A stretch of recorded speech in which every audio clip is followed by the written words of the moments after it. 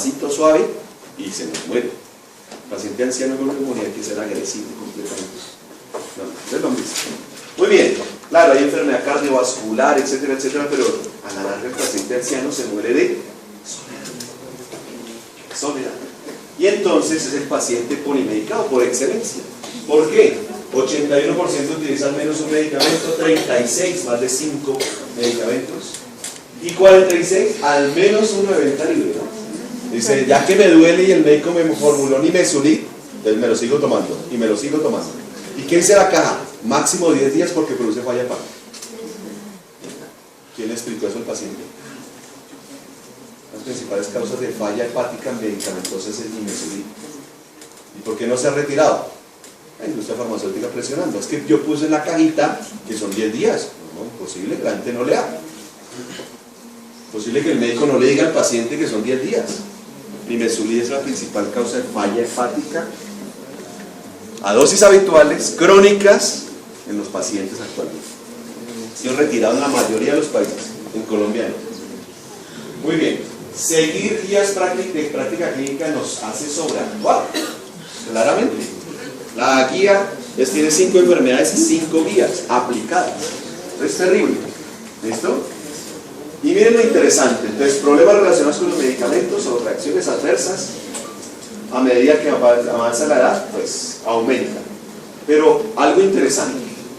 Esto es un estudio que se hizo metaanálisis de los IECA en falla cardíaca. ¿Listo? En falla cardíaca. Y yo digo claramente el IECA en falla cardíaca mejora la sobrevida. Está claramente definido. Sí, señor. ¿Hasta qué edad? 74 años. Después de los 75 aumenta la mortalidad. Oh. Eso lo dice la guía. Entonces, ¿qué hacemos? ¿Me sigue? Eso no me dice la guía. Eso nadie me había explicado este pedacito. ¿Cómo así que después de 75 años hay pacientes que se mueren más por yo tener IECA? Claro que es más hipercalemia, más falla renal. Se mueren por otras causas. ¿De acuerdo? ¿Qué más nos dice estas revisiones? ¿Por qué se hospitaliza un paciente? Muchas veces es peor la cura que la enfermedad. Entonces ustedes dirán, un farmacólogo diciendo que no prescribamos medicamentos.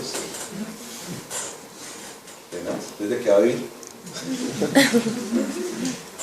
De suspender los medicamentos que se formulan en forma. Estas son las causas de hospitalización de los pacientes de New England Journal of Medicine del año 2011, finales, donde nos dicen, venga, los pacientes se hospitalizan por estos medicamentos.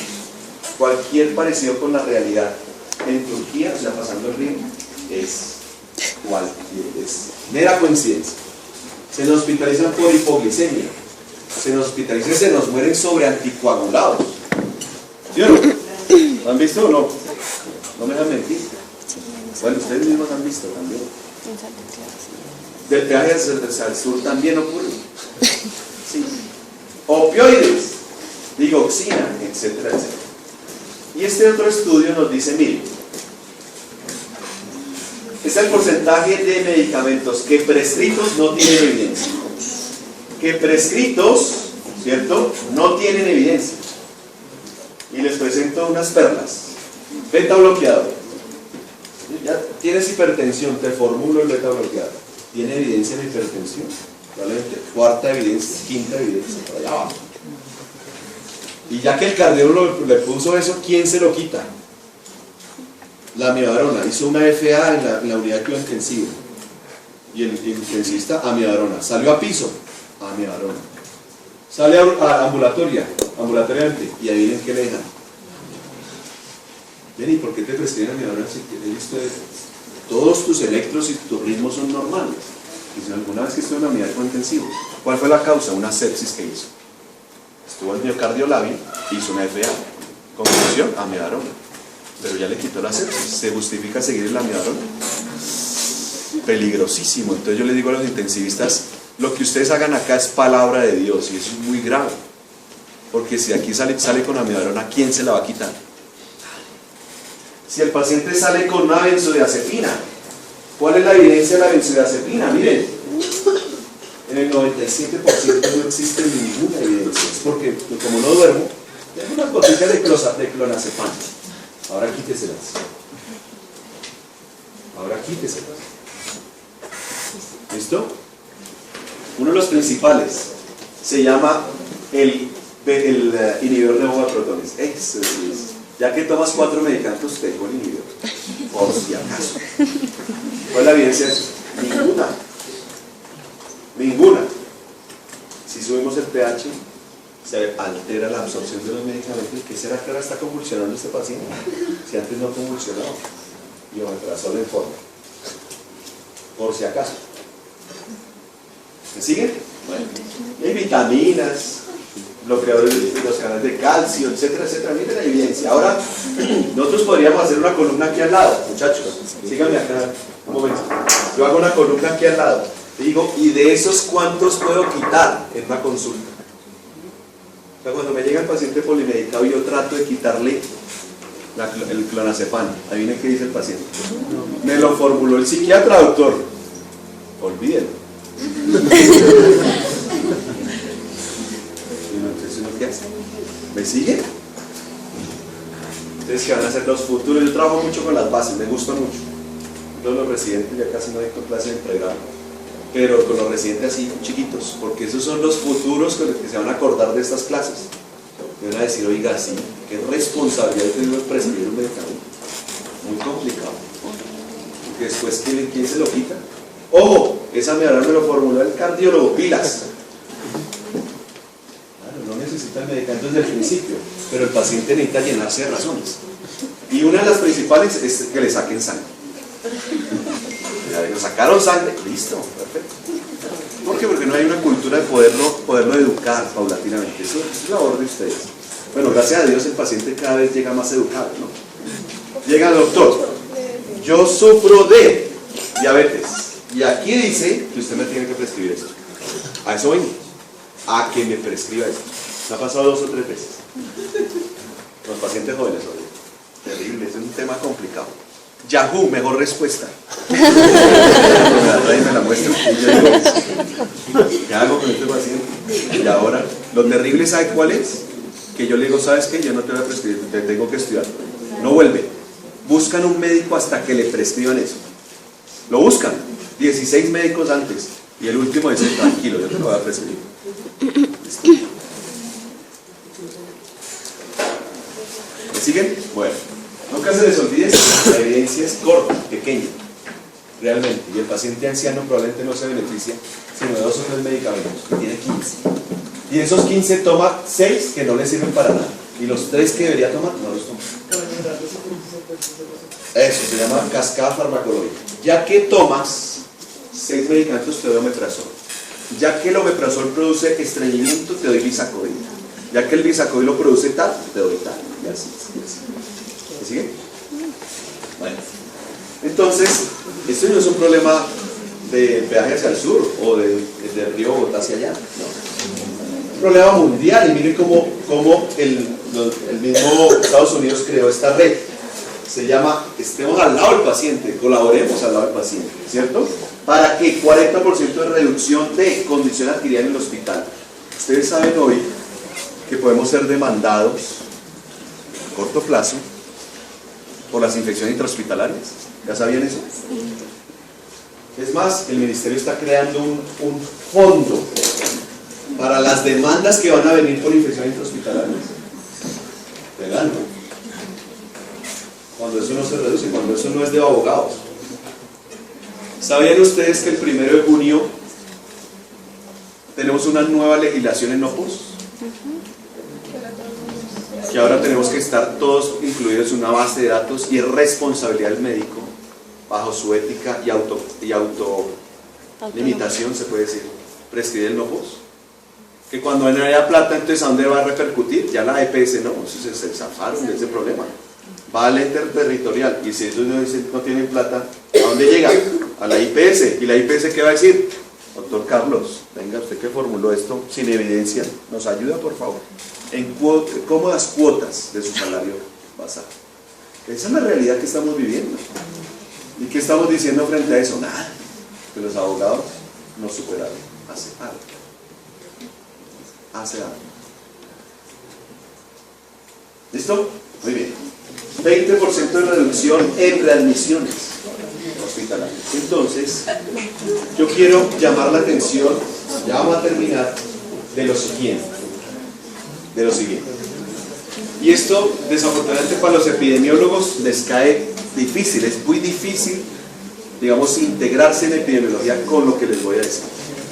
Pero no hagamos más ensayos clínicos controlados. Esos pacientes no existen en la vida real. No existen. Yo estaba haciendo aquí un estudio fase 4, imagínense. Fase 4, o sea, ya el medicamento está. Y eran 3 criterios de inclusión, 6 de exclusión. Nunca lo conseguí el paciente, me sacaron. Nunca conseguí el paciente. Y ahorita hicieron una enmienda y llevan 4 años, casi 3 años, casi 4, haciendo el estudio porque los pacientes no existen en los ensayos clínicos controlados. Entonces, ¿qué dice? Mira, esto es del año 2009, imagínense, ustedes no habían nacido para la medicina. No habían nacido para la medicina, estoy seguro. Y New England ya en 2009 dice, ojo, ya no hagamos tanto de ensayos clínicos controlados, hagamos esto. Investigación de efectividad comparativa. ¿Y esa vaina qué es? Es un nuevo paradigma desde el punto de vista de investigación clínica. O sea, estudiemos el paciente real, ese que no se toma los medicamentos, ese que se los baja con Coca-Cola. ¿Me apliqué la insulina o no? Creo que no. Hay urgencias. ¿Me siguen? Ese paciente real, no el ensayo clínico controlado. Pero para el epidemiólogo esto es muy difícil. He tenido duras controversias con ellos, pero difícil. Solamente una universidad está investigando esto, es la universidad de en Estados Unidos, en Gran Bretaña,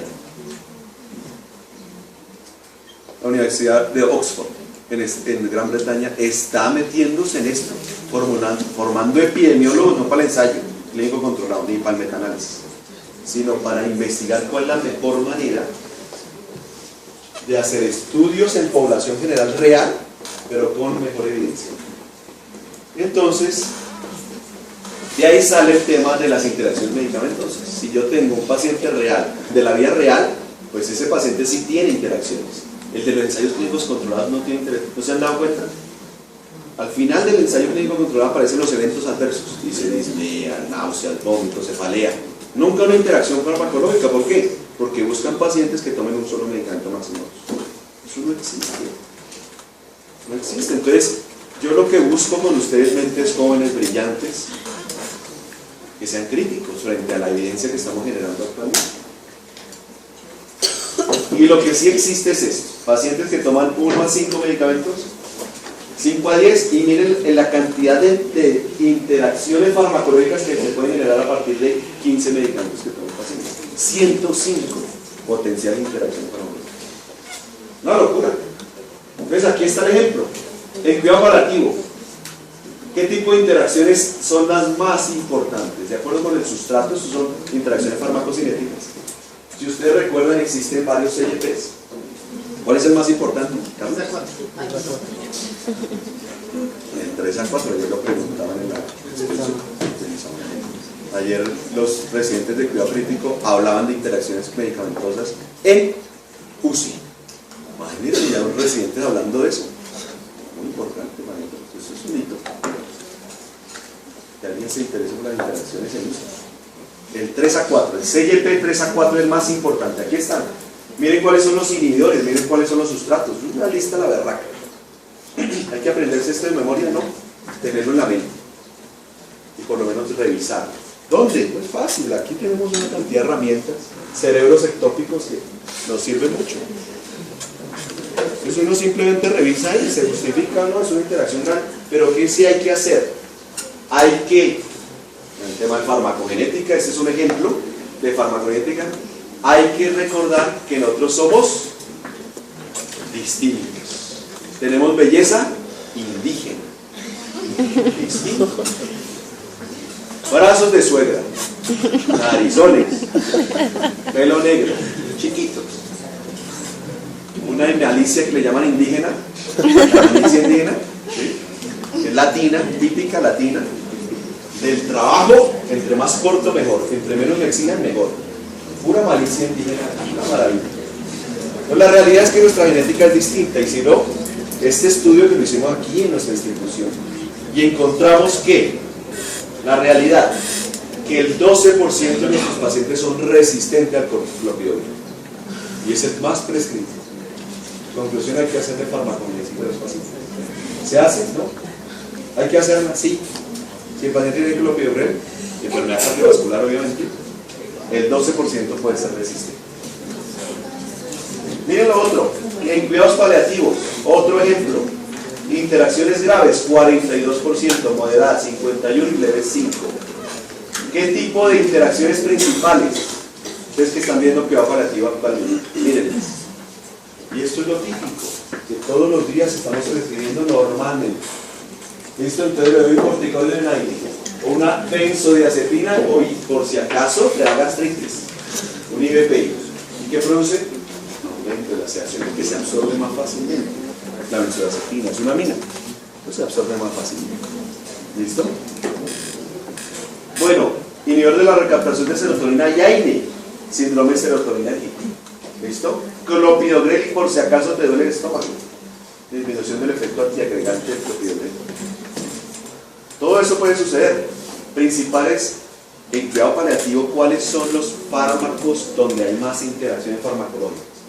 Aquí están, se los presento, para que lo recuerden. ¿Todos los días se prescriben? Todos los días se prescriben. Todos los días se prescriben. ¿Listo? Entonces, benzodiazepinas, antidepresivos, analgésicos, diuréticos. Conclusión, ¿qué hay que hacer?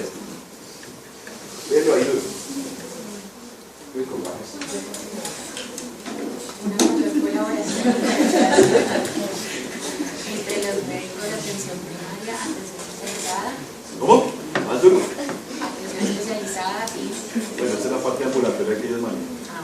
La revisión rutinaria de los pacientes y los pacientes. Una mayor formación de los médicos en farmacología clínica, así como la introducción de la prescripción electrónica con un sistema de alertas que podría prevenir, detectar, solucionar y reducir el riesgo de interacciones farmacológicas en estos casos. Pregunta examen. ¿Cuál? Para su concepto, una sola pregunta, para su concepto, ¿cuál es la conclusión de esta clase? ¿Pregunta bien? Ya. Esta es la conclusión de la clase. Se las presento. ¿Cuál es el posgrado de farmacología clínica del médico? El visitador médico. ¿O no? Pues le traigo esto, recuerden que es escrita y ¿cuál es la dosis? Es esta. Tristemente. Entonces, actualmente, los modelos de salud, para ir redondeando, vemos que se trabaja a partir del paciente, en la mitad está el paciente, con pacientes y sus familias motivados, informados y preparados. Es esa nuestra labor, y alrededor del paciente estamos nosotros. Nada más, cambiar estos niveles, que es lo actual, esto es lo que hacemos actualmente. Nivel 1, nivel 2, nivel 3 de atención, por este. Se llama un autocuidado. El paciente maneje el autocuidado. El nivel 1 sea el autocuidado, el nivel 2, una enfermedad única con función deficiente y ya una comorbilidad compleja. El paciente se cuida, solamente el 3% llega a la casa. Pero es que se cuida. Esa es la dificultad. ¿Cómo hacemos esto? Es unas 5 palabras que se menciona en la literatura para hacer esto. Muy bien. Entonces, vamos a hacer unas diapositivas rápidas de lo que hacemos nosotros. Esto se llama campus biomédico. Y el campus biomédico trata de integrar clínica-universidad. Y esa integración de la clínica a la universidad nos dice que tenemos 3 servicios que ofertamos desde el departamento: el servicio de farmacología clínica, el laboratorio de farmacología y un tema de educación, pregrado y posgrado. Nuestro grupo de investigación en este momento es reclasificado B. Gracias al Señor nos ha ido muy bien en eso. Tenemos 3 años. Primer año fuimos 6, B, del segundo C, y hoy reclasificados. La lista definitiva sale a finales de mayo. Somos B.